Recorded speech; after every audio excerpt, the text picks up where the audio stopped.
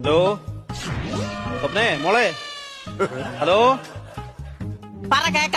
ആ മോളെ നീ വിളിച്ചപ്പോഴേ ഞാൻ വർക്കിലായിരുന്നടി. അത് അറബി അടുത്ത് നിൽപ്പുണ്ട്. ഇടയ്ക്ക് ചെറിയ ഗ്യാപ്പ് കിട്ടിയപ്പോ വിളിച്ച എന്തുവായിരുന്നു മോളെ? ഹലോ ഹലോ കട്ടാക്കി പോയോ ഇവള്? നീ ചുമക്കുന്ന കേൾപ്പിക്കാനാണോ എന്നെ ഈ സമയമില്ലാത്ത സമയം? അറബി അടുത്ത് നിൽക്കുന്ന എന്തോ കാര്യമെന്ന് പറയുന്നു.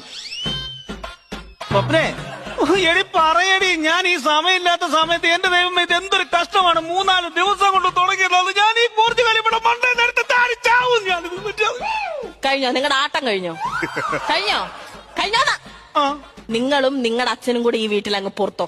ഞാൻ എന്തിനാണ് ഇവിടെ ജീവിക്കുന്നത്?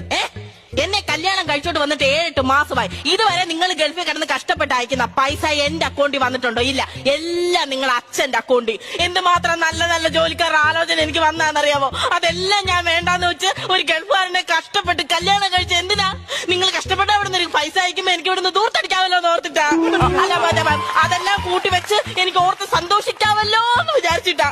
പറ്റത്തില്ലല്ലോ. ഇപ്പോഴെന്താ കുഴപ്പമെന്ന് പറയാന്ന്? ഇതിന് രണ്ടിലൊരു തീരുമാനം എടുത്തില്ല എന്നുണ്ടെങ്കിൽ ഞാൻ അച്ഛനോട് വിളിച്ചു പറഞ്ഞിട്ടുണ്ട്, ഞാൻ എന്റെ വീട്ടിൽ പോകും.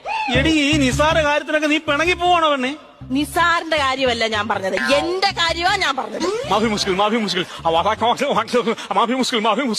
എന്തോ അത് ലൗഡ് സ്പീക്കർ ആയിരുന്നു. നിന്റെ നിസാർ കൗണ്ടർ അറബി കേട്ട് എന്നോട് പൊക്കോളാൻ പറഞ്ഞു. അതൊന്നും എനിക്കറിയണ്ട. പൈസ എന്റെ പേരിൽ അയച്ചില്ലാന്നുണ്ടെങ്കിൽ ഞാൻ പോകും. എടി നീ അച്ഛനെ കൂടെ, ഞാൻ അച്ഛനോട് സംസാരിക്കാം. അച്ഛൻ ഇവിടെ കണ്ടോണ്ട് പോയി തിരക്ക. ഇനി എന്നെ വിളിക്കേണ്ട, വിളിച്ചാൽ ഞാൻ എടുക്കത്തുമില്ല.